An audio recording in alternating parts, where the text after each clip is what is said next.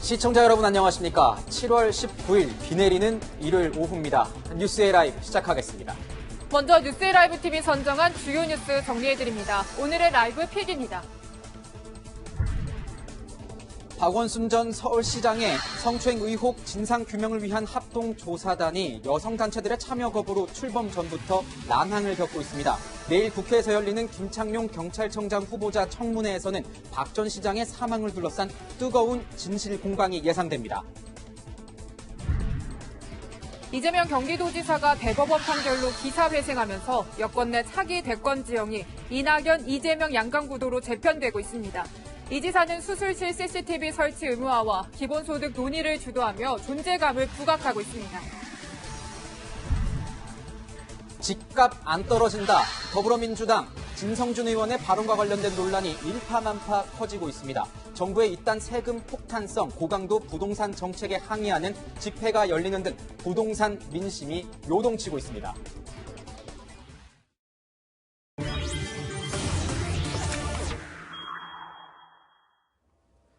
박원순 전 서울시장의 성추행 의혹 관련 소식부터 전해드립니다. 어제 서울시 관계자를 소환조사한 경찰은 임순영 서울시 젠더특보의 소환조사 일정을 조율 중인 걸로 알려졌습니다. 임 특보는 박 전 시장이 공관에서 잠적하기 하루 전 불미스러운 일이 있었냐고 물었던 인물이죠. 사회부 연결해봅니다. 자, 장하연 기자. 오늘은 임순영 서울시 젠더특보의 소환이 이뤄지겠습니까? 네, 성추행 묵인 방조 의혹 등을 수사 중인 경찰 TF는 서울시 관계자 등 참고인 소환 조사를 진행 중인데요. 핵심 참고인으로 지목된 임순영 서울시 젠더특보가 주말 중 소환될지가 관심이었는데 여전히 일정을 조율 중인 걸로 알려졌습니다. 임 특보가 건강 상태를 이유로 소환 조사 일정 조정을 요구한 걸로 전해진 가운데 경찰도 내일 김창룡 신임 경찰청장 후보자의 인사청문회 준비 등으로 임 특보 등에 대한 주말 소환 조사 일정을 잡지 않은 걸로 알려졌습니다. 박 전 시장의 아이폰에 대한 디지털 포렌식 작업도 아직 시작조차 못해 의미 있는 결과가 나오기까지는 시간이 걸릴 걸로 보입니다. 진상규명을 위해 서울시가 꾸린 민관합동조사단 구성에 어려움을 겪고 있죠. 네, 서울시는 성추행 의혹 사건 관련 민관합동조사단을 서울시 관계자를 제외한 외부 전문가들로만 꾸리겠다고 입장을 바꿨죠. 서울시가 성추행 묵인 방조 의혹에서 자유롭지 않아 조사의 공정성이 의심받자 그렇게 한 건데 여성단체들이 아직까지 참여 여부에 대한 답을 내놓지 않고 있는 겁니다. 서울시 측은 세 차례에 걸쳐 공문을 보냈지만 회신을 받지 못했다고 밝혔는데요. 조사단의 구성 단계부터 참여 주체 등을 놓고 어려움을 겪으면서 실효성 있는 조사가 이뤄질 것인지를 두고 논란이 커지고 있습니다. 지금까지 사회부에서 전해드렸습니다. 네, 오늘 뉴스 분석 함께할 세 분 소개합니다. 김관옥 계명대 교수, 장혜찬 시사평론가, 김태현 변호사 모셨습니다. 어서 오세요. 안녕하세요. 네, 앞서 리포트 보신 대로 서울시가 민관합동조사단 꾸리겠다 했는데 좀 오래 걸리는 것 같습니다. 이유가 뭐 여성단체에서 거부를 하고 있는 것 같은데 좀 더 시일이 오래 걸릴 것 같으신가요? 네, 사실 처음에 서울시에서 민관합동조사단을 구성하겠다 밝혔을 때부터 논란이 되었던 사안인데요. 왜냐하면 서울시부터가 이 성추행 의혹에서 자유로울 수 없다는 평가들이 있었기 때문입니다. 피해자 같은 경우에는 이 본인의 피해 사실을 고소하기 이전부터 서울시의 여러 정무직이나 관련자들에게 이 피해 당하고 있다, 이 사실에 대해서 호소를 하면서 네. 적극적인 조치를 요구했지만 받아들여지지 않고 묵살됐다. 또 일각에서는 서울시에서 의도적으로 은폐한 것이 아니냐, 이런 의혹까지 제기할 정도였기 때문에 조사를 받아야 될 대상자인 서울시가 조사의 주체로 참여하는 것에 대해서 당연히 피해자와 여성단체 측에서는 고개를 갸웃거릴 수밖에 없는 상황이고요. 이 문제를 해결하기 위해서는 완전히 서울시로부터 독립된 제3의 기관이 들어와야 된다. 그래서 지금 야당에서는 뭐 특임검사나 국정조사, 아예 수사기관이 나서서 강제 수사까지 해야 된다는 이야기까지 들고 나오고 있는 만큼 이 부분에 대해서 결국 서울시가 고집을 부릴수록 저는 명분을 더 잃게 될 거라고 봅니다. 가능하면 피해자 측이 원하는 방식대로 조사단을 구성해서 이 조사가 하루빨리 진행될 수 있도록 도와주는 것이 지금 상황에서 서울시가 할 수 있는 최선의 대책이 아닐까 싶습니다. 네, 그렇군요. 김관옥 교수님 어떻게 보십니까? 이 지금 민관합동조사단은 사실은 그 피해자의 지원 단체가 제일 먼저 요청을 했던 거예요. 그러니까 구성을 해달라. 그런데 그 과정 속에서 우리가 지금 드러나는 부분들이 서울시가 상당 부분 묵인 또는 방조 뭐 이런 혐의들이 등장을 하고 있잖아요. 네. 그러니까 그런 과정 속에서 지금 피해자 측 지원하는 단체들이 여기에 신뢰성을 못 두는 거죠. 그러니까 보니까 이 수사하는 과정 과정에서 만약에 민관합동조사단이 구성이 됐어도 이 수사 과정에서 나왔던 내용들이 혹시 서울시로 흘러 들어가는 게 아니냐 뭐 이런 의혹 뭐 이렇게 의심하는 것 같더라고요. 그렇죠. 그래서 얼마나 이제 독립성을 확보하느냐가 가장 중요한 것 같아요. 이제 그런 차원에서 피해자 지원 단체가 사실은 위원장을 지명을 하고 그 위원장이 독립적으로 독자적으로 9명에 8명을 추가해서 조사단을 꾸린다면 그거는 어떤 부분에서는 뭐 이제 독립성을 보장받는 거잖아요. 그러니까 그런 측면에서 좀 서울시청은 이제 재정적인 지원만 하고 모든 거는 사실 조사단이 스스로가 운영을 하는 그런 체제로 서울시가 마련을 한다면 이런 뭐 지금 지원 단체 측에서도 동의하지 않을까 이렇게 생각을 합니다. 네, 뭐 사실 피해자 관련 단체가 요구하는 내용은 6층, 그 서울시청 6층에 있는 이 증거자료 보존하고 수사해야 된다 이런 건데요, 변호사님. 네. 이 6층이 도대체 뭐고 6층에 있는 사람들은 뭡니까? 6층에 이제 비서시장실이 있는 건데 시장실이 있으니까 비서실이 있고 비서실이 있으면 이제 특보들과 비서들이 있습니다. 최측근이 있는 거죠. 이게 뭐 서울시장뿐만 아니라 모든 이제 광역지자체장이 선거를 통해서 선출된 사람들이기 때문에 지방자치단체 장이기도 하지만 정치인입니다. 그러니까 당선돼서 시나 도로 들어오면 외부에서 같이 있었던 이제 특보라든지 그 측근들이 이제 비서실에 이제 측근들로 꾸리게 마련이거든요. 그건 뭐 당연히 있을 수 있는 거예요. 그러니까 6층 이제 시장실에 있는 곳에 비서실에 박원순 전 시장의 어떤 비서라든지 측근이라든지 특보들이 근무하는 거는 어떻게 보면 너무나 당연한 겁니다. 그건 뭐 서울시뿐만 아니라 모든 광역지자체가 그럴 거예요. 근데 다만 어쨌든 지금 그 피해 여성이 본인들이 4년 동안 피해를 호소를 했는데 묵살을 당했다. 그런데 그렇기 때문에 박원순 시장의 측근들이 그걸 알고 묵인한 거 아니냐. 뭐 이런 어떤 의혹이 있을 수는 있으니 그 박원순 전 시장의 측근들인 어떤 6층 사람들이라고 불리는 사람들이 당연히 조사의 대상이 돼야 된다라고 얘기들을 하는 거죠. 네. 6층 사람들 했을 때 주변에 저는 뭐 영화 제목 같다 이런 얘기도 이 지칭하는 사람도 많이 있더라고요. 이 6층 사람들, 그럼 만약에 이 민관합동조사단이 구성이 되면 이 6층 사람들에 대한 조사권이 있게 되는 겁니까? 어떻게 우선 6층 사람들을 두 가지 분류로 좀 나눌 수가 있는데 별정직 정무직 공무원들 같은 경우는 우리나라 법에 의거해서요. 시장 임기가 만료되면 바로 면직이 됩니다. 네. 그래서 대부분의 정무직이나 별정직 고위직들은 이미 다 공무원 상태에서 면직이 되어 있기 때문에 민간인 신분으로 돌아가는 거예요, 이미. 그렇다면 이게 강제적으로 수사할 수 있는 방법은 없는 거네요? 수사기관이 아닌 이상 이 사람들에게 소환을 요청할 수는 있지만 강제로 불러낼 수는 없는 것이고 물론 특보들 같은 경우 지금 임순영 젠더 특보 같은 경우는 사표냈지만 수리가 안 되고 있고요. 네. 일부 특보들은 임기제이기 때문에 현재 임기가 남아 있습니다. 이런 사람들은 공식적으로 현재까지도 서울시 공무원이기 때문에 조사에 응할 수밖에 없겠지만 사실상 이 박원순 시장의 성추행 의혹을 알았을 것으로 유추되는 고위직의 측근들, 뭐 비서실장을 비롯한 이런 사람들 같은 경우는 전부 다 민간인 신분이라서 이 민간인에 대한 6층 사람들을 불러내서 소환도 하고 조사하기 위해서는 민간 합동조사단의 이 수사력으로는 한계가 있을 것이다. 강제 수사력을 지닌 검찰이 나서야 된다는 이야기가 정치권에서 나오는 이유이기도 합니다. 네, 자, 이런 가운데 피해자 측에서는요, 앞서 도움을 요청했었는데 묵살당했다 이런 목소리를 냈거든요. 관련 영상 준비되어 있습니다.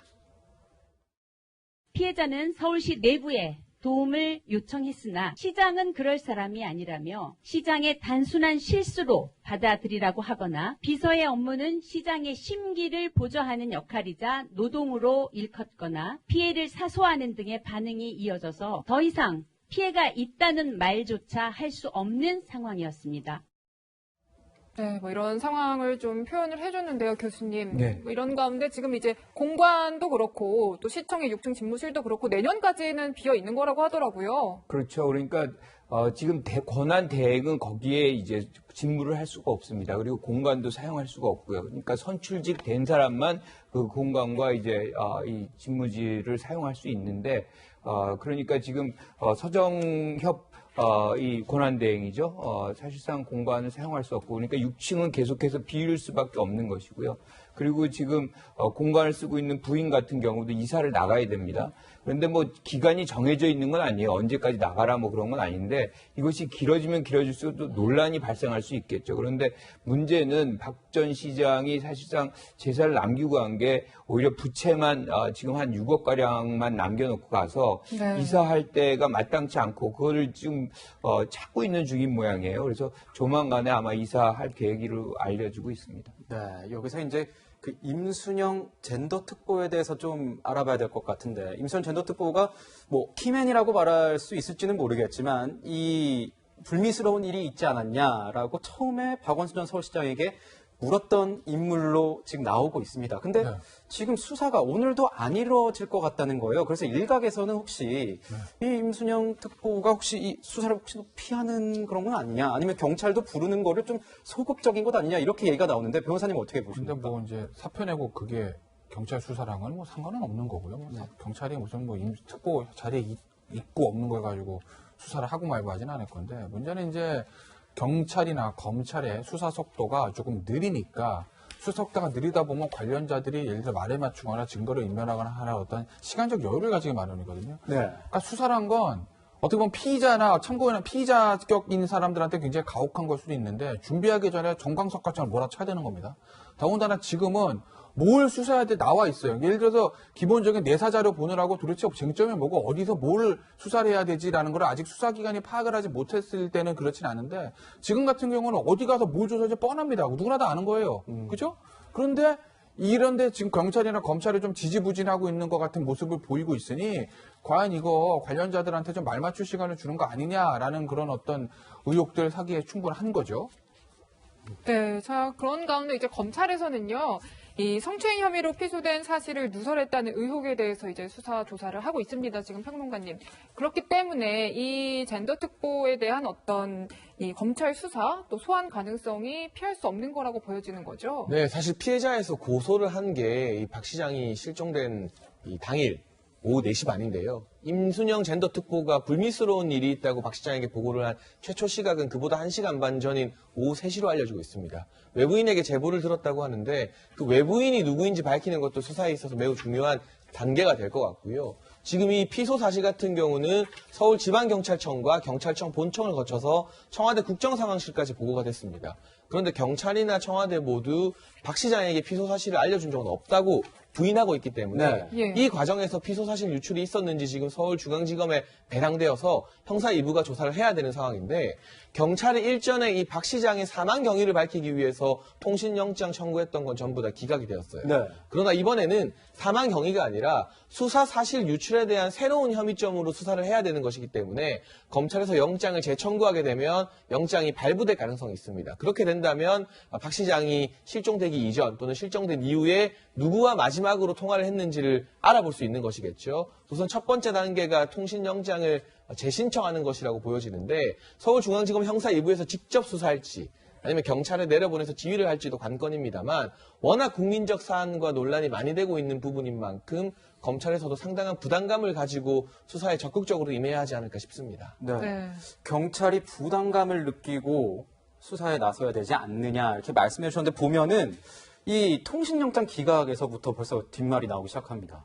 이 기각이 될 영장을 신청했다. 그러니까 안 나올 거를 신청했다, 이런 얘기가 나오는데, 교수님 이게 무슨 얘기예요? 그러니까 지금 영장이 이제 이렇게 청구가 안 되는, 이제 이렇게 수용이 안 되는 결정적 이유는 변사자가 범죄에 연루된 것이 소명이 안 됐다. 뭐 그게 이제 내용이에요. 그런데 지금 보면은 이 사안의 이 내용을 주요 내용은 세 가지로 우리가 요약을 할 수가 있어요. 그러니까 박 전 시장의 어떤 성추행 혐의 범죄 내용이고요. 또 하나는 지금 서울시가 이러한 부분에서 묵인 방조했느냐의 부분. 네. 또 하나가 이제 지금 조금 전에 얘기했던 이런 피소 사건을, 피소 사실을 어떤 경로로 누가 알려줬느냐. 이것도 이제 범죄 행위거든요. 네. 사실상 보면은 제일 중요한 것이 이 피소 사실을 알려주는 것은 경찰이 사실상 알려줘야 되는 것이 공식 절차인데, 이것이 누군가에 의해서 알려줬다 이 말이잖아요.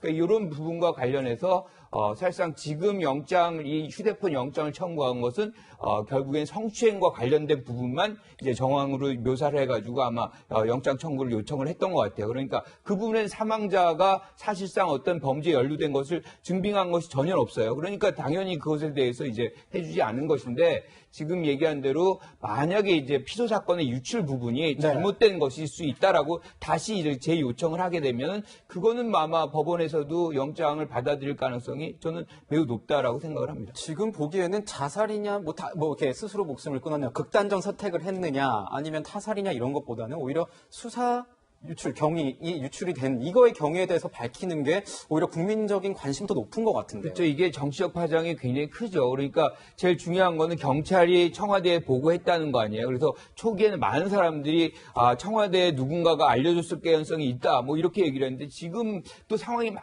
바뀌어가지고 임 젠더 특보가 먼저 고소하기 전에 1시간 반 전에 먼저 이제 찾아가가지고 얘기를 했다. 그렇다면 먼저 인지한 부분이 있는 거 아니에요? 네. 그러면 그 경로가 어떻게 된 것이냐. 그러니까 실질적인 피소사실 전달자가 이 젠더 특보인지 아니면 청와대인지 이 부분은 굉장히 중요합니다. 이건 반드시 밝혀야 되는 부분이고 그래서 그 부분에 관해서 밝히기 위해서는 어떻게 보면 휴대폰을 포렌식을 하는 것이 굉장히 필요한 거죠.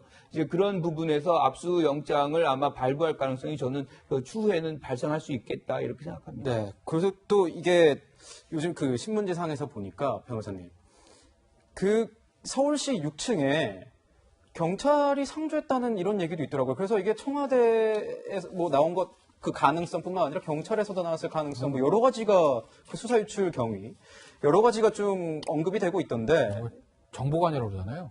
IO라고 하죠. 아이오라고 네, 하는데 정보관이라고 그러는 사람들이 이제 각 기관들의 경찰 정보관 이렇게 나가 있는 경우들이 있습니다. 그래서 서울시장 그 6층에 경찰 출신 일종의 정보관 같은 사람이 근무를 했었다라는 얘기를 합니다. 그러니 이제 어차피 이건 경찰 아니면 청와대 쪽에서 이제 셌을 가능성이 높거든요. 왜냐하면 경찰은 어쨌든 고소사실을 고소장 들어와서 청와대 고소사실을 보고했다라고 하는 것까지 인정을 했고, 그럼 그 시점에서 알고 있는 사람들은 경찰이나 청와대잖아요. 그러니까 고소사실 유출은 두 기관 중에 하나죠. 두 기관에서 누가 이제 했는지는 모르겠습니다만, 그러니 이제 경찰 같은 경우에도 예를 들면 뭐 실무를 담당하는 사람도 있고 고위층도 있고 여러 라인이 있을 건데, 서울시와 서울경찰청을 연결하는 끈이 되는 이 정보관이라는 사람이 서울시청 6층에 근무를 했으니 그 사람을 통해서 가지 않았을까라는 또 의혹 제기가 있었던 거고. 네, 의혹이죠. 그거는 뭐 알 수는 없어요. 사실 그 사람이 했는지 다른 사람이 했는지 알 수는 없는 거기 때문에 이런 거 수사하라고 경찰이나 검찰한테 부탁한 거 아니겠어요? 근데 영장을 그렇게 쳤으니 이게 네, 되겠습니까? 이런 가운데 이제 정치권에서는 2차 가해 논란이 있었죠. 이제 명칭에 대해서였는데요. 피해 호소인이라는 용어를 사용했었는데 평론가님 결국은 이제 민주당에서 정리를 했습니다. 피해자라고 통일을 이제 하기로 한 거죠. 네, 사실 피해 호소인 또는 피해를 호소하는 고소인 이런 표현들을 당 대표를 비롯해서 당권 주자를 할 수 있는 이낙연 의원이나 김부겸 전 의원도 모두 공히 사용을 해왔었는데 저도 태어나서 처음 들어보는 표현이었거든요. 덩달아 방송에서도 피해자를 피해자라 부르지 못하고 피해 호소인이라 부르는 그런 웃지 못할 일들까지도 있어 왔었는데 피해 호소인이란 말이 저희 뭐 사전이나 이런 데 나오는 그런 단어는 아니죠? 이게 네. 대학이나 이렇게 뭐 시민단체나 종종 대학에서 제일 많이 쓰여요. 그러니까 예컨대 뭐 성추행을 당했다 뭐 이렇게 본인이 얘기를 하잖아요. 그런데 그것이 사실일지 아닐지 확인이 안 되는 거잖아요. 그리고 학교라는 어떤 공동체에서 그 자체적으로 해결을 해야 되는데 그래서 이제 상대를 가해 지목인이라고 얘기를 해요. 그렇게 해서 이제 왜냐하면 확증이 없는 상태이기 때문에 피해 호소인, 가해 지목인 이런 식으로 해가지고 공동체가 스스로가 문제를 해결할 때 그러한 용어를 종종 썼는데 고소가 된 상태는 사실은 그런 용어를 쓸 필요가 없는 거죠. 곧바로 그냥 피해인, 뭐 피해자 뭐 이렇게 써도 무방한 거고 그것이 오히려 맞는 얘기죠. 네, 그렇군요. 또 법률적으로도 사실 피해 호소인이라는 용어가 그다지 근거가 없다는 이야기들이 많이 나왔기 때문에 민주당 내부에서도 비판의 목소리가 만만치 않았고요. 결과적으로 이 사건에 대해서 민주당이 계속해서 거리를 두려는 것 아니냐 아니면 이 피해자의 호소를 인정하지 않는 것 아니냐는 비판 여론이 거세지자 결국에는 당 차원에서 피해자로 호칭을 통일하기로 했고 네. 지금은 민주당에서도 공식 논평 등을 사용할 때 피해자라는 용어를 쓰게 되었습니다.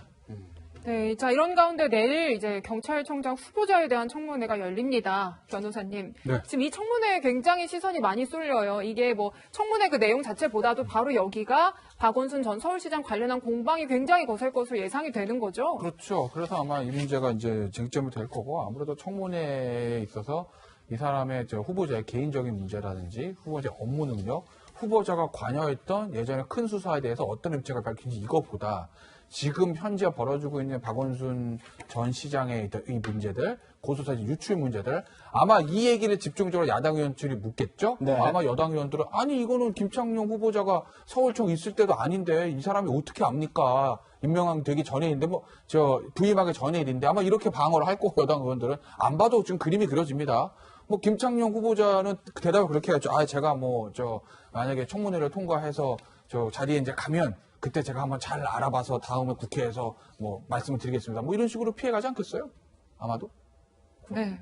아니 뭐 이제 다음 주부터는 국회가 이제 본 궤도로 돌아가니까 보면 이제 대정부 질문에서도 이 사안이 좀 얘기가 나오겠죠? 그렇죠. 뭐 행안부 같은 데서도 굉장히 이제 이슈가 되고, 왜냐하면 경찰청 이제 소속이 거기에 해당이 되니까, 특히나 지금 이제 경찰청장 후보자 같은 경우는 부산 청장으로 있었잖아요. 네. 그게 오거돈 전 시장의 어떤 사례가 있어요. 그러니까 그때 어떻게 이제 이 처리를 했는지, 그리고 그런 어떤 처리 과정을 갖고서 아마 지금 박 시장의 상황을 또 이렇게 추궁할 개연성이 좀 커 보인다, 이렇게 생각합니다. 네, 지금까지 박원순 전 서울시장 관련 수사 상황과 관련 2차 가해 논란까지 짚어봤는데요. 내일 청문회는 주목해서 지켜봐야겠습니다. 네. 다음으로 국내 정치 소식을 좀 알아볼 텐데 그 전에 잠시 오늘 새벽에 나온 북한 뉴스 짚고 넘어가겠습니다. 김정은 북한 국무위원장이 노동당 중앙군사위원회 확대 회의를 열었습니다. 네, 이달 초 금수산 태안궁전 참배 이후 11일 만에 공개 행보인데요. 취재기자 연결해서 자세한 소식 들어보겠습니다. 자, 유준 기자, 김정은 위원장 회의에서 어떤 내용을 강조했습니까? 네, 어제 열린 노동당 중앙군사위원회 제5차 확대 회의는 지난 5월 23일 이후 약 2달 만에 개최됐는데요. 조선중앙통신은 확대 회의와 함께 비공개 회의도 따로 열렸다고 전했습니다. 이어 이 회의에서 전쟁 억제력 강화 방안을 핵심 문제로 토의했다고 밝혔는데요. 군수 생산 계획도 핵심 안건으로 승인됐습니다. 전쟁 억제력 강화 표현은 지난 5월 4차 확대 회의 때 나온 핵전쟁 억제력 강화보다는 수위를 낮춘 것으로 풀이됩니다. 다만 이를 두고는 여러 가지 해석이 나오는데요. 핵전쟁 억제력을 비롯해 이번에는 단거리 미사일 등 재래식 무기 개발을 더욱 강화하겠다는 것이 아니냐, 이런 분석도 나옵니다. 또 한반도 주변에 조성된 군사 정세와 잠재적 군사 위협에 대비하기 위한 논의도 함께 이뤄졌는데요. 오는 8월 예정된 한미 연합훈련 중단을 압박하고 중단하지 않을 경우 도발할 수도 있다는 경고를 한 것으로 보입니다. 한편 이번 회의에서는 지난달 김 위원장이 직접 보류했던 대남 군사행동 계획에 대한 결정은 나오지 않았습니다. 대남 관계는 좀 더 신중히 지켜보겠다는 의도를 보여준 것으로 해석됩니다. 지금까지 외교안보국제부에서 채널A 뉴스 유주은입니다.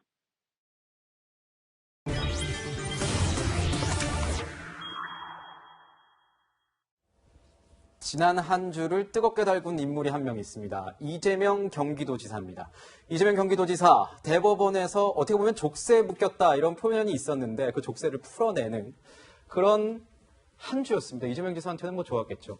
그래서 이제 얘기가 나오는 게 여권에서부터 이 대권, 당권, 이 지형이 변할 것이다. 이런 얘기가 나옵니다. 교수님 보면은 당장 이재명 경기도지사와 이낙연 전 총리의 여권 대선 잠룡들 간의 양강구도 얘기가 벌써부터 나옵니다. 그렇죠. 아무래도 뭐 양강구도는 이미 이제 대법원의 어떤 판결 나기 이전에 지지율 상으로 이미 나오고 있었어요. 그러니까 거의 두 자릿수가 이제 올라갔고 그 사이에서도 격차가 굉장히 줄어드는. 그러니까 지금 나오고 있는 부분이 사실상 어떻게 보면은 대법원 판결 전에 거를 반영한 거거든요. 그러니까 판결 이후에는 이재명 지사가 아마 더욱더 탄력을 받을 가능성이 매우 크기 때문에 격차도 현격하게 줄어들 가능성이 있다 이렇게 봅니다. 지금 어떻게 보면 이제 무죄 취지로 판결이 나가지고 족쇄가 완전히 풀렸잖아요.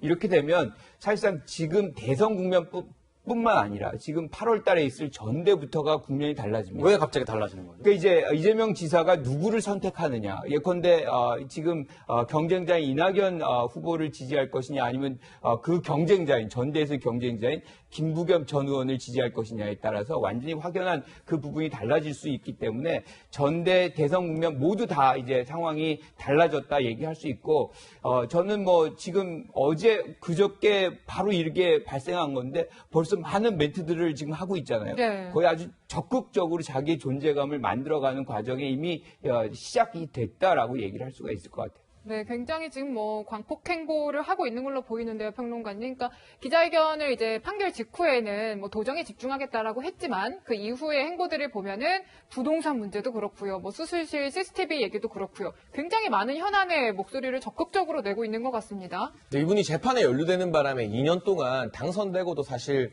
이 전국적인 이슈에 대해서는 말을 거의 아껴왔었거든요. 네. 그동안 참아왔던 메시지들이 이제 보따리 풀듯이 다 퍼붓는데 이게 또 공교롭게도 국민적 호응을 받고 있는 주제입니다. 수술실 CCTV 설치 의무화라던가 또 부동산 관련해서도 집안채 가진 게 죄는 아니지 않냐면서 어떻게 보면 문재인 정부의 지금 이 종부세나 여러 가지 재산세를 높이는 정책에 대해서 정면으로 반기를 드는 것조차도 여당 지지층 내부에서 또 환호를 받고 있거든요. 사실 이재명 지사 같은 경우는 가장 약점으로 지목됐던 게 당내 지지세가 약하다는 거 아니겠습니까? 친문으로 분류되는 분은 아닌데 이번에 어떻게 보면 대법원의 무죄 판결 그리고 지금 전당대회 구도를 보게 되면 김부겸 전 의원이 나름대로 또 선전을 하고 있는데 여기에 만약 이재명 지사와 손을 잡고 시너지 효과를 발생시켰을 때 이게 또 당권은 김부겸, 대권은 이재명 이 구도가 사람들이 외부에서 봤을 때 고개를 끄덕일 만한 그런 그림으로 형성이 되거든요. 아마 이낙연 의원 측에서도 상당히 긴장을 해야 될 것 같고요. 마지막 변수가 사실 이낙연 의원이 지금 문재인 정부에서 초대 총리를 역임하긴 했습니다만 친문의 적장자로 보는 정치 전문가들은 많지 않습니다. 네. 결국 이낙연 그리고 당권 주자인 김부겸 또 이재명 지사 모두 다 정통 친문은 아니기 때문에 만약에 정통 친문 대권 후보나 당권 후보가 있었다면 이 친문 당원들이나 의원들의 지지세가 한 곳으로 쏠릴 여지가 있지만 지금 같은 구도에서는 전통적인 친문들이나 과거 친노들이 분화할 가능성이 상당히 많거든요. 그 틈에서 분명 이재명 지사에게 이제 주목하게 되는 친문들이나 친노들도 있게 될 것이고 그 파일을 이재명 지사가 얼마나 흡수하느냐에 따라 약점으로 평가받았던 당내 기반마저도 다질 수 있는 그런 좋은 시기가 이번 전대에서 열릴 가능성이 커지고 있는 것 같습니다. 네. 근데 민주당 대선 구도를 우리가 너무 빠르게 지금 분석을 하고 있는 겁니다. 왜냐하면 지금 우리는 이낙연 이제 후보 그리고 이재명 지사 얘기만 하고 있지만 지금 이재명 지사가 대법원 판결로 살아난 거잖아요. 똑같은 사례가 발생할 수 있어요. 어떤 거죠? 그러니까 김경수 경남지사 같은 경우도 대법원 네. 판결이 바뀌게 되면, 그러니까 거기에서 원하는 방향으로 이제 결정이 난다 그러면 대선 국면은 완전히 바뀌고 3파전 거기에다가 이제 추가적으로 지금 총리를 하고 있는 정세균 총리 같은 경우도 생각이 없을 수가 없거든요. 그래서 다자주장형의 다자 서로 경쟁형의 어떤 구도가 만들어질 가능성도 매우 있다 이렇게 봅니다. 또 저도 여쭙고 싶은 게 그거였습니다. 이런 이재명 지사 1년 정도 넘게 남지 않았습니까? 지금 다음 대선. 1년 정도 넘게 남긴 이 좀 장기간의 기간에서 변호사님, 이런 직진, 이재명 지사의 직진 먹혀들까요? 필요하죠. 제가 봤을 때는. 네. 왜냐하면 지금 뭐 김경수 지사 얘기도 있고, 뭐 정세균 총리도 얘기도 있고, 뭐 한 4명 정도 하고 또 제3의 후보 한 5명 뭐 한다 하면 결국 이제 본선 경쟁력이거든요. 보는 사람마다 생각은 다를 수 있는데 제가 봤을 때는 미래통합당에서 가장 버거운 후보가 저는 이재명 지사라고 봐요. 왜 그렇습니까? 왜냐면 보세요. 이제 지역적 기반을 안 볼 수가, 한국 정치에서는 이게 좋은 건 아닌데 현실적 지역 기반을 안 볼 수가 없습니다.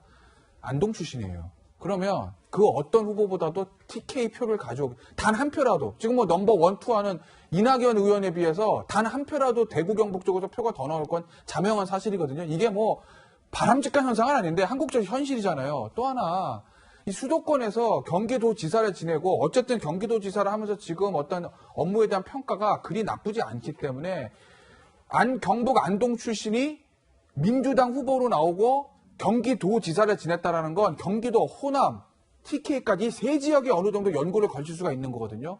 이거 본선 나오면 굉장한 파괴력이 있습니다. 또 하나 이게 뭐 난세의 영웅 나온다고 이게 보면 지금 코로나 사태로 굉장히 어렵습니다. 그 이후에 경기 더 안 좋아질 거라고 봐요. 근데 오히려 보면 이 이재명 지사가 코로나 사태에서 보여줬던 그런 모습들이 이 무당층에게는 굉장히 호소력이 있을 수가 있거든요. 그런 어떤 이재명 지사의 스타일이. 그래서 아마 이재명 지사가 본선을 통과를 하고 이제 경선을 통과하고 본선 나오면 굉장한 파괴력을 가질 수가 있어요. 아마 미래통합당도 이 부분으로 굉장히 걱정할 거예요. 나름대로 지금 오히려 이낙연 의원보다는 훨씬 상대하기 버겁다는 아마 내부 평가가 있을 거예요.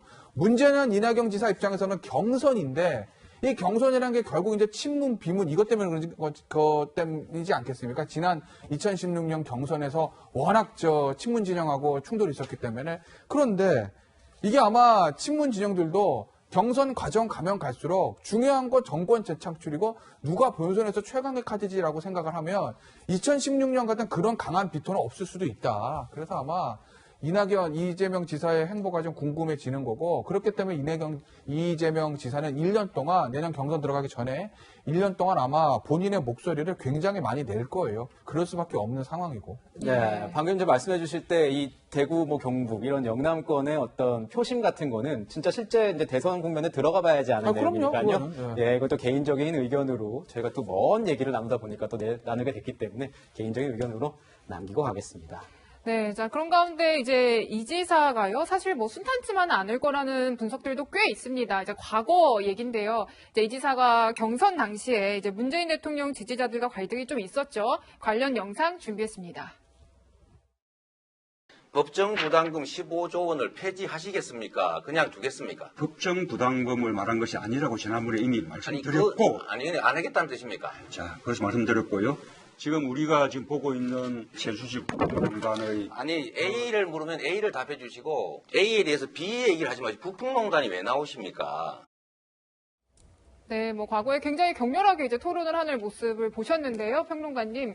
하나 궁금한 게 이제 당권 구도입니다. 이제 이낙연 의원 대선 경쟁자 이재명 지사와 이 당권 경쟁자인 이 김부겸 의원이 손을 잡을지 아닐지 굉장히 궁금하거든요. 어떻게 보세요? 저 개인적으로는 이재명 지사 대법원 판결 나왔을 때 누가 제일 좋아했을까? 물론 당연히 당사자인 이재명 지사일 거고요. 두 번째로 좋아하는 사람이 저는 김부겸 전 의원이었을 것 같거든요. 네. 사실 지금의 당권 경쟁 구도에서는 이낙연 의원에게 여러모로 밀리는 게 사실입니다만 이재명 지사가 살아서 돌아오게 되면서 결과적으로 가장 강력한 대권 구도의 경쟁자인 이낙연 의원 측을 지지할 가능성은 상당히 낮기 때문에 이재명 지사 측근이나 이 지사를 지지하는 민주당 당원들은 심정적으로 김부겸 전 의원을 이번 전당대회에서 응원할 수밖에 없게 될 겁니다. 네. 이 부분이 최선의 변수라고 봐야 되는 것이고요.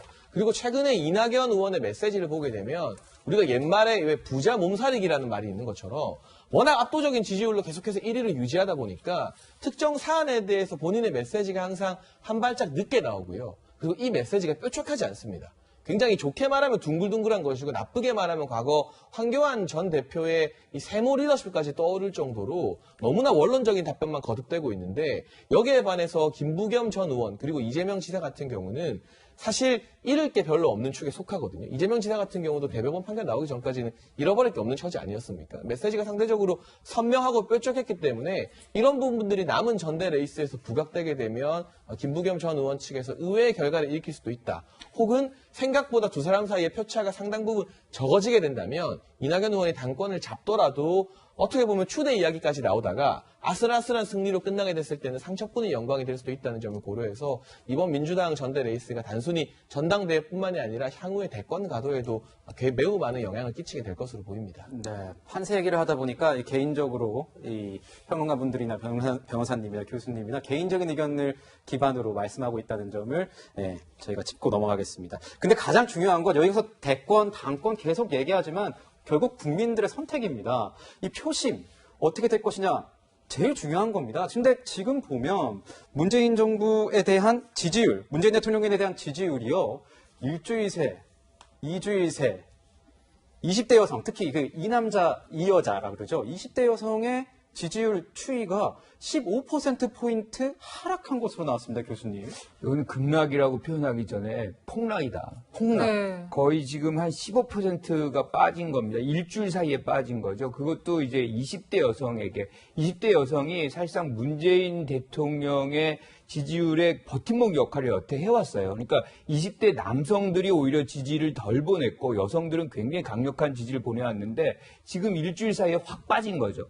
이건 뭐 결정적으로 우리가 뭐 다 알다시피 박원순 전 시장의 어떤 문제 뭐 이런 것들이 가장 크게 작용을 한 것이고 여성 전체로 봐도 지금 50%에서 44%로 빠졌거든요. 그러니까 6%라는 것도 어마어마한 거니까 그러니까 여성 전반이 사실상 현 정부의 어떤 여성 문제 뭐 이런 문제에 대해서 굉장히 신뢰를 걷어가고 있다. 뭐 이렇게 우리가 굉장히 크게 긴장하면서 이제 받아들여야 되는 대목이다라고 생각을 하고 특히나 민주당이나 현 정부도 이런 지지율의 변동이라는 것은 급격한 것이고 급격한 거는 그만큼의 충격이 그 안에 내재되어 있다고 우리가 해석을 해줘야 되거든요.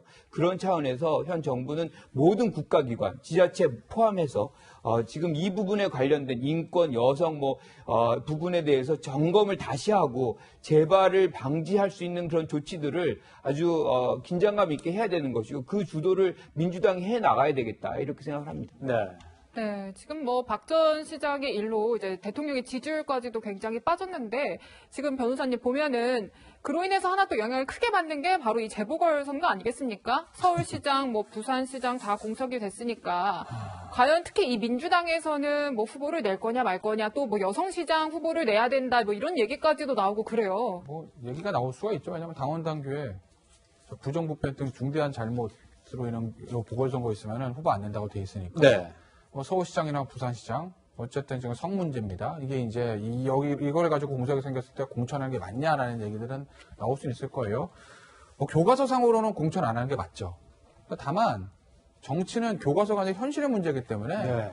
부산시장 하나만 있으면 안 되고 그냥 갈 수도 있었을 거예요. 아마 네. 전재수 의원도 그런 얘기를 하는 것 같더라고요. 근데 이제 서울시장까지 걸려 있어서 민주당 입장에서 후보를 안 내기는 어려울 겁니다. 현실상. 그래서 저는 낼 거라고 봐요.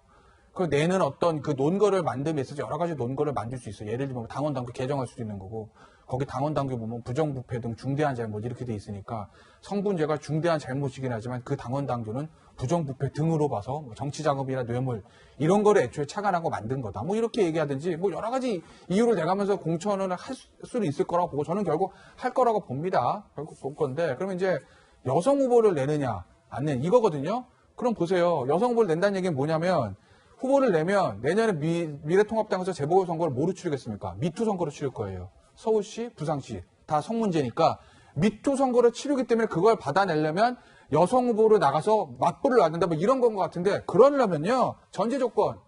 지금 박원순 시장의 문제를 깔끔하게 정리를 해야 됩니다. 근데 이제 일주일 동안 피해 호소인이네, 피해자네, 고소인이네 하다가 결국 이제 피해자가 됐거든요. 그러니까 일주일 동안 보여준 이 민주당의 모습들이 지금 대통령 지지율에서 여성 유권자들 지지율 떨어지는 거 보면 이거 진짜 그동안 페미니스트와 미투 문제에 대해서 적극적인 목소리를 냈던 민주당이 민주당 시장의 소속의 광역단체장이 이 문제가 생기니까 달라지는 거 아니야? 이것 때문에 지금 여성 유권자들 지지가 떨어지는 거 아니겠습니까? 이 문제부터 해결해야 다음 선거에서 재보궐선거에서 여성 후보를 내서 미래통합당의 미투 선거에 맞불을 놓든지 말든지 하지. 지금처럼 왔다 갔다 하고 정리가 안 되면요. 내년 재보선에 여성 후보 낸들 별 소용이 없을 거예요. 그 문제부터 정리하시라는 얘기죠, 저는. 근데 민주당 일각에서 지금 얘기를 들어보니까 낼지 안 낼지는 모르겠지만 이런 얘기도 있더라고요. 민주당 어떤 유권자들의 선택권을 위해서라도 뭔가 이 문제를 잘 정리한 이후에 후보를 내야 되는 것 아니냐 이런 얘기도 있더라고요. 저는 그 말씀을 드리고 싶은 겁니다. 그런데 이제 지금 변호사님 말씀하셨지만 사실 제일 먼저 해야 되는 거는 민주당이 이 부분을 진상을 규명하고 재발 방지책을 제시하는 것이 우선돼야 되는 것이지. 즉 그런데 문제는 선거를 위해서 그것을 해야 될 것이 아니고 여성과 인권을 위해서 그 부분에 대해서 먼저 조치하는 것이 공당의 어떤 의무다라고 생각을 합니다. 그리고 지금 후보자를 내느냐 마느냐의 부분에서 가장 중요한 거는 사실 유권자가 심판할 기회를 뺏으면 안 되는 거거든요. 네. 저는 그 자체가 사실 당원 자체가 잘못된 것이다. 그러니까 그 뭔가를 잘못했다, 잘했다라고 규정하고 심판하는 것은 유권자의 몫인 것이지 그것을 당이 스스로가 유권자도 아니면서 결정을 해서 우리는 내지 않고 안 내고 내고 그걸 판단한다. 그것도 오만한 것이라고 봅니다. 그래서 제일 중요한 거는 지금 교과서적으로 간다 그러면 사실상 모든 권한과 심판의 어떤 기회를 사실 유권자에게 돌려줘야 된다. 그런 측면에서는 뭔가를 어떤 상황이 됐던 것을 반성을 통렬하게 하고 그것에 대한 반성을 기초해서 어떻게 해 나가겠다는 것을 후보를 내세워서 이 심판받는 과정을 반드시 민주당은 거쳐야 된다라고 생각을 합니다. 네, 이 재보궐 후보 공천 문제는 민주당에 굉장히 좀 민감한 문제인 것 같은데요. 이제 평론가님한테 마지막으로 여쭙겠습니다. 이제 민주당의 당권 후보 2명.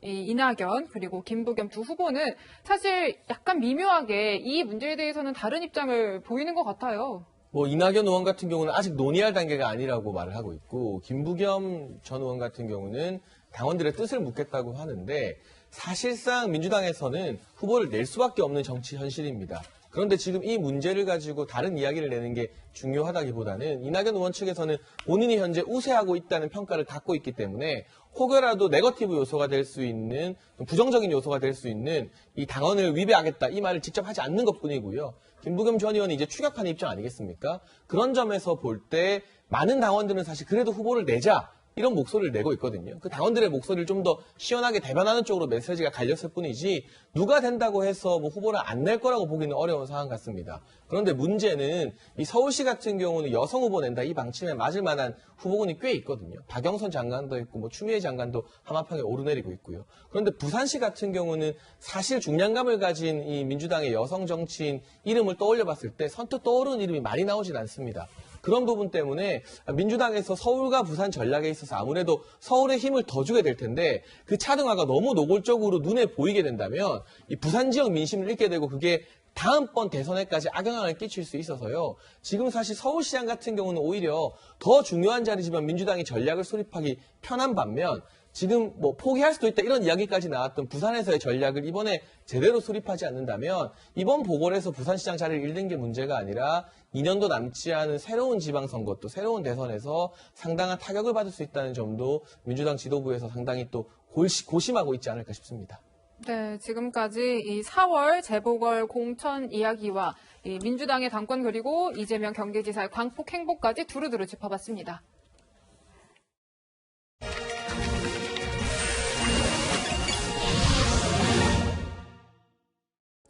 고려시대 정치가 김부식의 아들 김돈중이 무신 정중부의 수염을 태워 웃음거리로 만든 일이 있었습니다.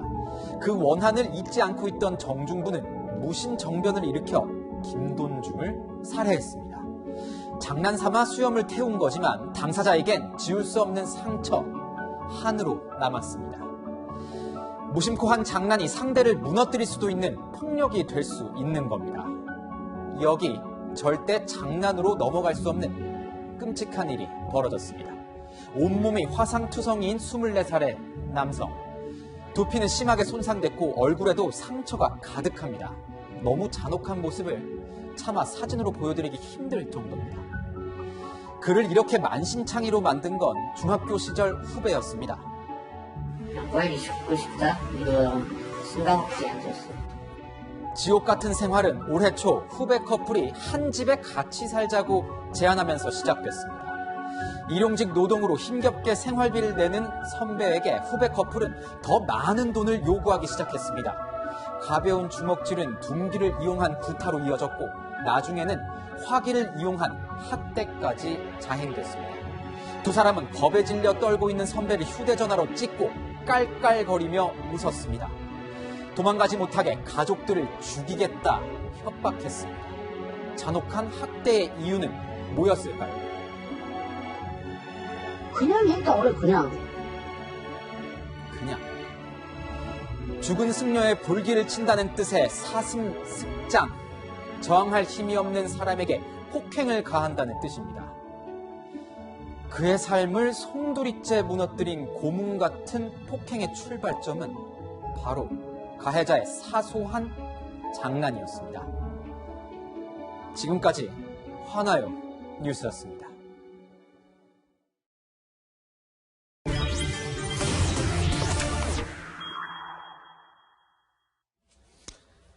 정부의 부동산 정책에 반발하는 목소리가 끊이지 않고 있습니다. 정부가 잡겠다는 게 집값인지 M1 국민인지 모르겠다는 푸념까지 나오고 있습니다. 네, 그러면서 서울 종로에서는요, 부동산 정책에 반발하는 집회가 열렸습니다. 이들이 거리로 나선 이유를 공태현 기자가 직접 들어봤습니다. 집회 참석자들이 신발을 벗어 던집니다. 문재인 대통령을 향해 신발을 던진 남성을 따라하며 정부의 부동산 정책에 항의하고 나선 겁니다. 정부는 국민을 분열시키는 잘못된 부동산 정책 전면 폐기하라! 대출받아 집을 사려고 했던 무주택자들은 정부의 입단 규제로 대출이 묶이면서 내 집 마련의 기회마저 사라지게 됐다며 반발했고, 이대로 계약 포기하면 계약금 니들에겐 얼마 안 되는 돈일지 모르지만 신혼부부가 2년 동안 모은 전부입니다. 저희 아이들이 지금과 같이 나라에서 이렇게 휘두르는 칼이라고 하죠. 칼에 아무렇지도 않게 베이면서 그렇게 살길 바라지 않습니다. 집을 한 채만 갖고 있어도 보유세 인상으로 인한 세금 폭탄을 맞게 된 시민들도 분통을 터뜨렸습니다. 재난지원금을 받아야 할 정도로 전 국가의 경제가 흔들리고 있는 상황에 세금을 올린다는 것은 앞뒤가 맞지 않고요. 임대업자들은 3년 전만 해도 장려하더니 이제와 각종 혜택을 거두며 단속에 나선 정부를 강하게 비판했습니다. 내가 무슨 적폐고 내가 무슨 투기꾼이고 이번 정부를 믿었던 거에 발등시킨 거에 대해서 너무 비통하고 울고 싶습니다. 진짜. 정부의 부동산 정책에 반발하는 누리꾼들은 포털 사이트에 실시간 검색어를 올리는 이른바 실검 챌린지도 이어갔습니다.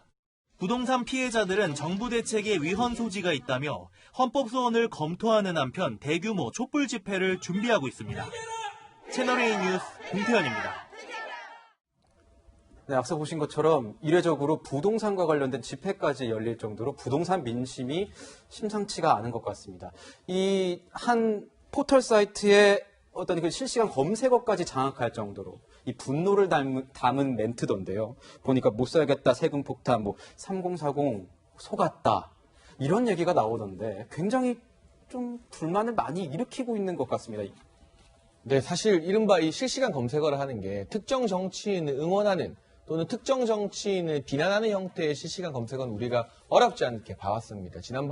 지난해 조국 전 장관 국면에서도 조 전 장관을 응원하는 실시간 검색어 뜨기도 했고 비판하는 실검이 뜨기도 했어요. 그런데 이렇게 정책을 가지고 이 정책에 대한 비판이 실시간 검색어로 뜬 건 사실상 초유의 현상인 것 같거든요. 네. 지금 못 살겠다 세금 폭탄이나 3040 대통령에게 속았다 이런 실검 같은 경우는 부동산 정책에 대해서 비판하고 있기 때문에 특정 정치인을 응원하고 비난했던 것과는 완전히 다른 기조라고 봐야 돼요. 정부에서 훨씬 더 심각하게 이러한 여론을 받아들여야 되는 것 같고 정부의 대책이 자꾸 땜질식으로 나오는데 김현미 장관 같은 경우는 4번밖에 부동산 대책 안 냈다고 하지만 언론 보도에 따르면 20번은 훌쩍 넘지 않았습니까? 그런데 그때마다 누군가 이득을 보는 사람이 생기는 반면 반대급부로 피해를 보는 계층이 생깁니다. 이번 같은 경우 가장 최근에 나온 이 부동산 대책 같은 경우에는 신혼부부들이 집을 청약받을 수 있는 기회를 늘려주겠다고 했어요. 그럼 반대로 신혼부부가 아닐 수 있는 40대 이제 보통 내 집 마련을 일반적인 서민이나 중산층은 40대부터 준비를 하게 되잖아요. 이 40대나 또는 소득이 상대적으로 높은 맞벌이 부부 같은 경우는 소외가 되거든요. 그럼 이게 누구에게 이득이 되느냐? 30대에 외벌이로 생계를 유지할 수 있는 이른바 부모님의 자산이 어느 정도 있는 이 계층에게 또 유리한 거 아니냐. 계속 땜질식으로 여기를 좀 틔워주면 여기가 막히고 여기가 아우성쳐서 여기를 틔워주면 또 다른 쪽이 막히는 이런 정책을 정부가 거듭하고 있기 때문에 본질적으로 30대, 40대가 이 부동산 정책에 대해서 많은 불만을 품을 수밖에 없는 거고요. 지금 많은 전문가들은 부동산 정책 규제 일변도만으로는 잡을 수 없다고 지적하고 있습니다. 적절한 규제가 필요하지만 공급에 대한 획기적인 대책이 나오지 않으면 김현미 장관이 지금 언론에 나와서 서울시 아파트 공급이 충분하다는 말씀을 하고 있는데 그게 충분하면 왜 이 수요가 초과돼서 서울시 아파트 값이 천정부지로 치솟겠습니까? 이러한 공급 대책도 틔워주는 근본적인 방안의 이 정책 전환이 없이는 30, 40대의 부동산 불만을 진화하기는 상당히 어려울 것으로 보입니다. 네, 전 이런 부동산 불만은요, 굉장히 여러 가지 이유 때문이겠지만요, 바로 또 이 발언 때문에 더 화가 난 게 아닌가 싶은데요. 먼저 그 발언 들어보시죠. 떨어지는 거가 국가 경제에 너무 부담이 되겠죠. 그죠. 그렇게도 안 떨어질 겁니다. 부동산이 이제. 아니, 여당 국토위 의원님께서 그렇게 얘기하시는데 국민들은 어떻게 해요? 네, 교수님 지금 이 발언에 대해서 좀 비판이 여러 군데서 나오고 있는데요. 사실 여당 내부에서는 또 그렇게 대수롭지는 않게 별일 아니다 이런 입장을 보이고도 있어요. 별일 아니지 않습니다. 굉장히 중요한 얘기고 시그널을 지금 잘못 보내고 있는 거거든요. 그러니까 지금 우리가 관심을 갖고 있는 부분은 집값을 떨어지지 않는 게 아니거든요. 집값이 더 안 오르는 것에 지금 우리가 걱정을 하고 있는 것이고 계속 오르는 것에 걱정을 하는 것이지 떨어지는 것에 집중하고 있지 않습니다. 그런데 지금 김연아 전 의원 같은 경우에 이게 너무 떨어지면 경제에 악영향을 주는 거 아니냐 그렇게 얘기를 하니까 지금 진성준 의원 같은 경우 그렇게 떨어지지 않는다. 라고 얘기하는데 국민들은 그렇게 떨어지지 않는다라는 부분을 더 인식하게 되는 거예요. 그러니까 잘못된 시그널을 주는 것이고 이 두 부분 모두 다 잘못됐다. 그러니까 예컨대 더 떨어져야지 사실은 경제에 좋습니다. 이렇게 부동산 가격이 너무 높으면 모든 부분에 사실은 부담이 돼요. 그러니까 그것이 어떻게 보면 초과 비용으로 되는 것이고 상품의 가격까지 올리는 부분으로 작용을 하거든요. 그래서 전반적으로 사실 이 지금 높은 부동산 가격은 떨어져야 되는데 떨어지지 않는다라고 얘기를 하는 것은 지금 30, 40대 집을 사야 되는 사람들한테는 절망적인 거죠. 이 떨어지지 않으면 이걸 어떻게 사느냐. 그런데 그것을 국토위에서 지금 이 부분을 담당하고 있는 국회의원이 그런 식으로 얘기를 한다면 이것은 떨어지지 않고 계속해서 집을 사야 되는 거구나라는 잘못된 시그널을 지금 보내주고 있는 것이거든요. 그래서 그런 부분에서 두 분 모두 다 잘못된 언사를 한 것이고 반성을 하고 저는 진성준 의원 같은 경우는 이 국토위에서 좀 바꿔야 되는 거 아닌가. 그래서 시그널이 잘못된 것을 실질적으로 국민들에게 이것은 잘못됐다라는 것을 가시적으로 보여줘야 되는 필요성이 있다 이렇게 생각합니다. 네, 당사자인 진성준 의원은 억울하다는 입장입니다. 그런 의미가 아니라고 제가 말씀드리지 않습니까? 김연아 미래통합당 비대위원이 국가 경제를 생각해서는 그렇게 떨어뜨리면 안 된다 이렇게 얘기를 해서 그렇지 않다, 그렇게 떨어지지 않을 거다 이렇게 얘기한 겁니다. 그것만 잡아서 썼기 때문에 대단히 유감스럽죠. 네, 언론이 그것만 잡아서 썼기 때문에 굉장히 유감스럽다 이렇게 얘기하면서 여당 일각에서조차 국토위에서 내려와야 되는 것 다른 상임위로 옮겨야 되는 것 아니냐 이런 얘기가 나오는데 본인은 옮기지 않을 것 같긴 해요. 이런 해명에 대해서 어떻게 받아들일 수 있을까요? 진성준 의원이 무슨 말을 하고 싶었던 건지는 알겠어요. 그러니까 이제 김연아 의원이 제기한 문제가 왜 일본 같은 경우가 자산가격 폭락하면서 경제가 휘청휘청했거든요. 요거에 이제 분노하는 거거든요. 네. 그러니까 이게 사실은 경제학적으로 설명될 수 있는 게 아니라 정치적으로 굉장히 여당과 청와대가 위험하다라는 거죠. 네. 어쨌든 여당 의원 입에서 그런 말이 나오고 진심은 뭐든지 간에 그래서 여론이 안 좋아지는 건 그렇다고 보면 진성준 의원의 제가 속내와 그 입장을 잘 알겠으나 당 전체를 정부를 청와대를 위해서는 내려오는 게 맞다. 그래서 이거를 정리를 해야 그래야 그 다음에 민주당의 다음 스텝을 좀 할 수가 있지. 그렇지 않고서는 계속 아마 스텝에 꼬일 수밖에 없을 거예요. 진성준 의원 문제 때문에. 네, 지금 환한 민심을 더 좀 속상하게 할 것 같은 게요, 평론가님. 매매값도 그렇고 또 전세값도 그렇고 다 동반 상승했더라고요. 서울시 전세값 같은 경우는 지금 55주 연속 상승을 하고 있는데 이제 서민들 같은 경우는 집을 사는 건 고사하고 전세 매물을 구하는 것도 상당히 어려워진 형편입니다. 이러다 우리나라의 이 전세라는 제도 자체가 없어지는 게 아닐까 하는 그런 걱정이 들 정도인데 네. 저는 좀 이해가 안 되는 게 이 부동산 정책에 대해서 지난 박근혜 정부나 이명박 정부 떠올려 보면 이게 국정의 중심되는 의제는 아니었거든요. 네. 그런데 서울이나 수도권 아파트값 상승률을 따져보게 된다면 대부분 다 두 자릿수 이하로 막았습니다. 그런데 문재인 정부 같은 경우는 부동산 이야기가 국정의 중심이 아닐까 싶을 정도로 또 문재인 대통령이 이번에 국회 개원하는 연설에서도 부동산 문제 핵심적이라고 말을 할 정도로 거듭된 정책을 계속해서 내놓고 있는데 그렇죠. 왜 매매값뿐만이 아니라 전세값까지 이렇게 못 잡아서 국민들이 힘들게 하는 건가. 네. 결국 정권 초기에 이 참여정부에서 부동산 정책의 실패를 맛봤던 김수현 수석을 중용하면서 다시 한번 규제 일변도, 증세 일변도의 정책을 펼친 그 후가가 정권 후반기에 이렇게 쓰나미처럼 덮치고 있는 게 아닌가 하는 생각을 할 수밖에 없고요. 그렇다면 국민들이 확실하게 시그널을 받을 수 있는 건 무엇이겠습니까? 결국 인사로 하는 겁니다. 지금 김수현 수석 같은 경우는 이제 실장까지 거치고 물러나 있습니다만 김현미 장관 같은 경우도 빠른 경지를 통해서 부동산 정책의 기조를 바꾸겠다는 시그널을 시장에 줘야만 국민들이 이제는 문재인 정부의 정책이 좀 달라지겠구나라는 사인을 받고 부동산 시장도 그렇다고 해서 장관 하나 바꾼다고 안정되는 것은 아닙니다만 최소한 부동산 심리에 영향을 끼칠 수 있거든요. 하지만 김현미 장관이 계속해서 앉아있는 한 문재인 정부의 정책 계속 가고 결국에는 김 장관의 말과 반대로만 하면 부동산으로 돈 번다는 이러한 신화가 국민들에게 계속 남아있을 것이기 때문에 우선적으로 시급한 문제는 2년 넘도록 실패를 거듭한 사람들을 바꾸는 것. 거기서부터 문제 해결의 실마리가 풀리지 않을까 합니다. 그렇군요. 지금 보면 정부에서도 공급 문제에 대해서는 공감대를 이루고 있는 것 같습니다. 그래서 그런지 그린벨트 해제에 대한 얘기가 나오고 있습니다. 지금 현재 주택 공급이 부족하지 않습니다. 연간 지금 서울에서는 4만 호 이상 아파트가 공급되고 있고요. 도시 주변 그린벨트의 활용 가능성 여부 등 지금까지 검토되지 않았던 다양한 이슈에 대해서도 진지하게 논의를 해나갈 것입니다. 결국 시장 논리에 따라서 공급이 있어야 가격이 떨어뜨릴 수 있다 이런 것 같은데 그린벨트 해제 문제는 조금 다른 것 같습니다. 보면 서울시에서도 박원순 전 서울시장이 굉장히 계속 막았어요. 또 그린벨트라는 게 어떻게 보면 요즘에 환경 문제 굉장히 심하지 않습니까? 미세먼지 굉장히 센데 마지막 허파, 서부서권의 마지막 허파 그린벨트다. 그래서 요걸 건드리는 거에 대해서 여당 내에서도 이거 쉽지 않은 여정이 될 것이다. 이런 얘기가 나오던데요. 그렇죠. 이것만으로도 굉장히 폭발적인 논란을 불러일으킬 수 있는 거예요. 그러니까 지난 정부들도 조금씩 그린벨트를 건드려온 건 사실입니다. 공급을 늘리려고. 근데 이제 그런 목적이 왜 발생하냐면 기존의 어떤 재건축이라든가 뭐 용적률이라든가 이런 걸 완화하는 방식이 있는데 그거를 대체적으로 이제 그린벨트를 사실 풀어가지고 이제 공급을 늘리는 방식으로 했는데 이 부분에 대해서는 서로 바라보는 시각이 굉장히 달라요. 그래서 논란이 되고 왜냐하면 그린벨트 한번 풀어놓으면 사실은 거기에 다시 그린벨트를 만들 수가 없습니다. 영원히 그 지역은 사실상 그린벨트의 영역에서 벗어나는 것이고 네. 그 자체로서 우리가 농림지대를 가질 수 없는 것이거든요. 그래서 다른 방식들도 우리가 같이 찾아봐야 되는 거고 근본적인 지금 현 정부의 어떤 부동산 문제는 세금 정책 중심으로 돼 있다는 거예요.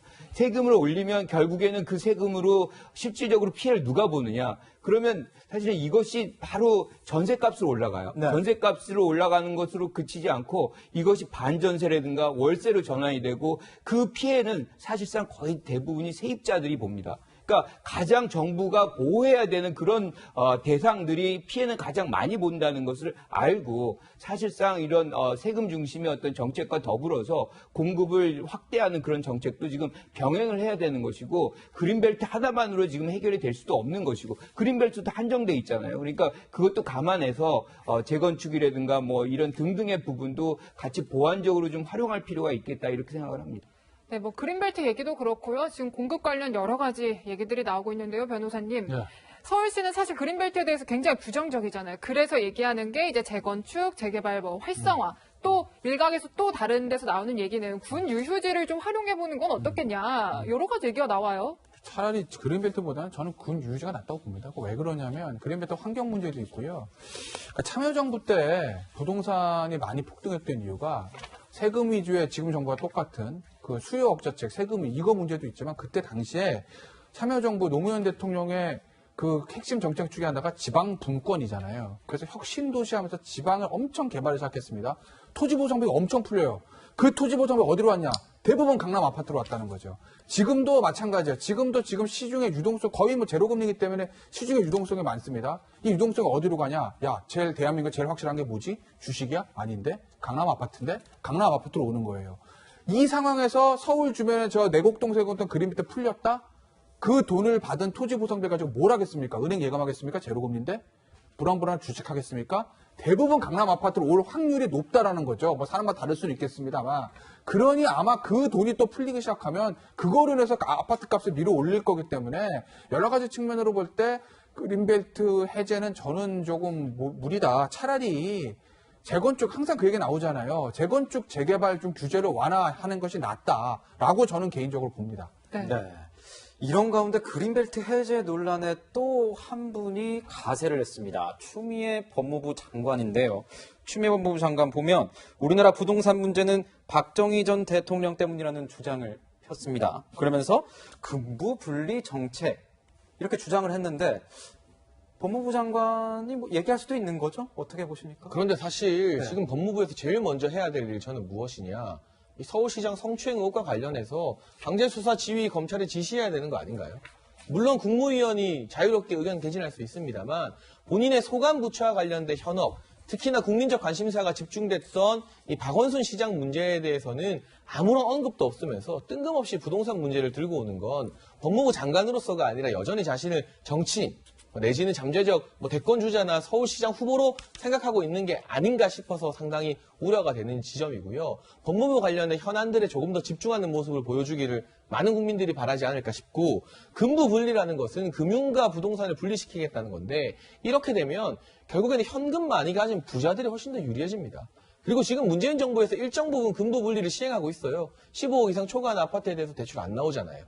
그리고 서울시 같은 경우도 무조건 대출이 이 시가에 비해서 40%밖에 안 나오잖아요. 어느 OECD 주요 선진국을 봐도 대출을 이 정도로 규제해 놓은 나라가 없습니다. 대부분 집값보다 이상, 세금까지 포함해서 110% 정도 LTV를 허가해 놓고요. 건전한 소득이 있는 사람들이 평생 그 집을 갚아 나가면서 그 집 한 채 마련하게 해주는 구조인데, 우리 같은 경우는 강제적으로 문재인 정부 들어서 근부 분리가 시행되고 있는데 여기서 근부 분리를 더하게 된다면 현금 가진 사람들만 집사라는 이야기가 되거든요. 저는 이분의 이 경제적인 관점에 대해서 우리가 법무부 장관 일만 하신다면 경제적인 관점 어떤지 들여다볼 필요가 없는데요. 과거 당대표 시절 토지 공개념 이야기도 꺼내셨고, 이번에 이 근부분리 이야기까지 꺼내신 걸 보면 법무부 장관이 끝이 아니라 다음 행보를 아마 꿈꾸고 계신 것 같은데, 그때 더더욱 더 송곳 같은 검증이 필요하지 않을까 싶습니다. 네, 어찌됐든 지금 현재는 이제 법무부 장관이기 때문에 부동산 정책 얘기를 한 거를 두고 좀 많은 비판들이 나오기는 했습니다. 이제 그래서 거기에 대한 응답으로요, 추 장관이 또 SNS에 글을 올렸습니다. 국무위원으로 국가 주요 정책에 대해 의견을 표명할 수 있는 거다라고 했는데요, 교수님. 네. 어떻게 보세요? 진 전 교수는 또 여기에 대해서 맞받아치는 글을 또 올리고 그랬더라고요. 그렇죠. 근데 할 수는 있죠. 왜냐하면 특히나 이제 부동산 이슈가 워낙 부각이 됐고 많은 분들이 관심이 있으니까 국무위원회 한 분으로서 얘기는 할 수 있어요. 그런데 지금 사실 어떻게 보면 법무부가 해야 될 아주 막중한 과제 중에 하나가 검찰개혁입니다. 검찰개혁 하나도 굉장히 버겁고 지금 우리가 국민들이 그 과정을 보면서 굉장히 어려움을 느꼈어요. 그러니까 그것을 어떻게 여하이 좀 원활하게 이렇게 처리하는 데 좀 집중을 해야지, 이렇게 뭐든지 선택과 집중을 해야지 역량이 뭔가 이렇게 확실히 투여가 될 거 아닙니까? 그런데 여기까지도 얘기를 하고 이것을 실질적으로 근부분리 얘기를 하고 그것을 집행할 능력이 그런 법무부 장관에 있느냐? 그럼 그렇진 않거든요. 그러니까 그런 부분들이 논란만 이제 양산하는 효과만 발생하기 때문에 조금 자중하시고 검찰 개혁에 집중하시길 바랍니다. 네. 일부 매체들에서는 이 부동산 문제를 조세 저항 이렇게 얘기를 하는 것 같습니다. 그게 문제가 되는 게 1주택자들의 어떤 이런 부분도 건드렸기 때문이다. 1주택자들 나는 대출도 받지 않고 그냥 한 푼 한 푼 모아서 집 했는데 갑자기 투기한 것처럼, 투기 세력처럼 물으니 억울하다.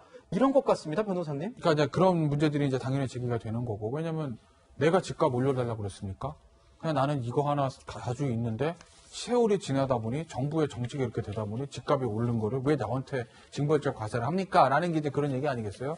이게 사실 정치권에 약간의 파장이 있을 거예요. 왜냐하면 또 이제 이재명 지사 얘기인데, 이재명 지사가 부동산 정부 정책에 대해 그렇게 얘기를 했잖아요. 집 하나, 뭐라고 그랬죠? 비싼 집 가지고 있는 게 죄는 아닙니다. 아마 이런 얘기를 했어요. 그러면서 아마 집 가격보다는 집을 몇 개 가지고 있느냐, 그리고 개수보다는 실거주 여부가 더 문제다. 이런 식의 어떤 정부 부동산 정책과 약간의 결이 다른 발언들을, 메시지들이 나와서, 아마 이제 정부 여자라 민주당 내에서도 그러면 이 문제를 가지고 아마 강론으로만 논란들이 있을 거예요. 왜냐하면 내년에 벌써 서울시장 선거 재보선부터 대선 경선부터 큰 선거가 있지 않습니까? 큰 선거가 있으면 결국 야당이든 여당이든 차기 주자들이 본인들의 어떤 정책에다 본인들 메시지를 내기 마련이거든요. 그게 이제 시작이 된 거라는 거죠. 이재명 지사 입에서부터. 그래서 아마 결국 이제 정부하고 여당이 이 세금 문제를 어떻게 정리를 할지, 민주당에서는 다른 목소리가 나올지, 야당은 어떤 대안을 제시할지 좀 지켜봐야 될 것 같습니다.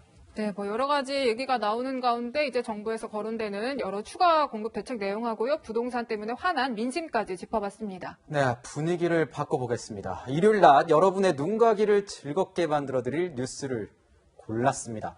홍유라 앵커의 뉴라이크 시간입니다. 오늘도 기대하겠습니다. 네, 기대하시죠.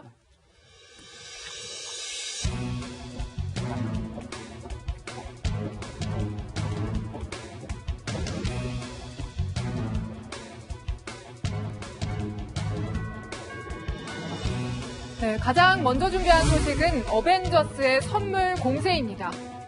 자, 선물을 받는 주인공, 미국 와이오밍주에 사는 6살 소년, 브리저 워커인데요. 얼굴을 많이 다친 모습이 안타깝습니다. 맹견의 공격에서 여동생을 지키려다 90바늘이나 꿰매는 큰 상처를 입은 겁니다.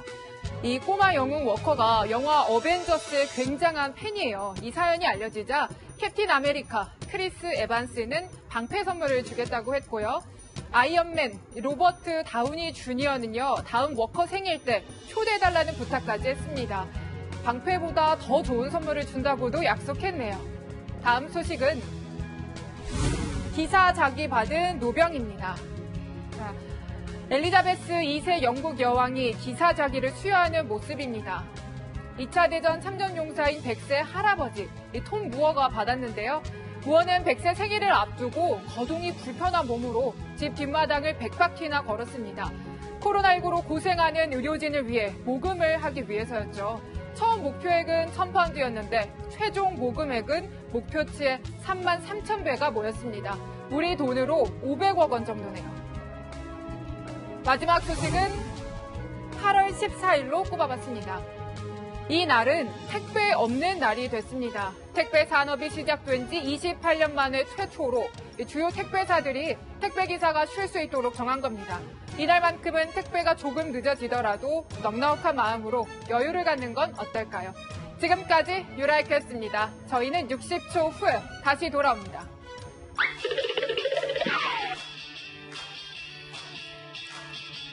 이번 주 빠뜨리시면 안 되는 주요 뉴스를 미리 보는 시간입니다. 뉴스계 Back to the Future.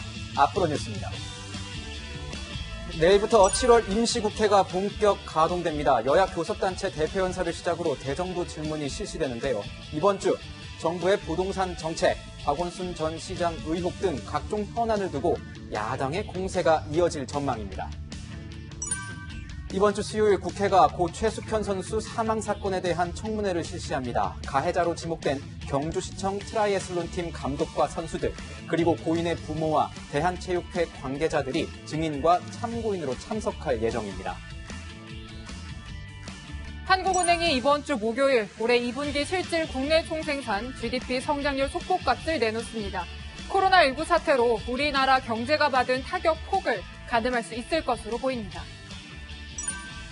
이인영 통일부 장관 후보자에 대한 국회 인사청문회가 목요일에 열립니다. 이 후보자 아들의 군면제 의혹과 스위스 유학 자금 논란, 이 후보자의 대북관 등이 쟁점이 될 것으로 보입니다. 네, 이번 주에도 많은 뉴스들이 저를 기다리고 있군요. 오늘 나올 때 보니까 비가 진짜 많이 내리고 있더라고요. 그렇죠. 꽤 많이 오고 있었죠. 우산 정말 꼭 챙겨야 하는 날씨인데요. 서울을 비롯한 수도권에 시간당 20mm 안팎의 장대비가 오고 있습니다. 특히 중부지방에 비가 집중되는데요. 내일까지 최대 150mm의 비가 쏟아질 것으로 보입니다. 네, 정말 물폭탄이네요. 오후 예비특보도 뭐 예정돼 있다고 하던데요. 네, 그렇습니다. 오늘 오후 서울과 인천, 강원도 그리고 경기도 지역에 호우 예비특보가 발표될 예정입니다. 네, 산사태, 범람 이런 거 비 피해 없도록 조심하셔야겠습니다.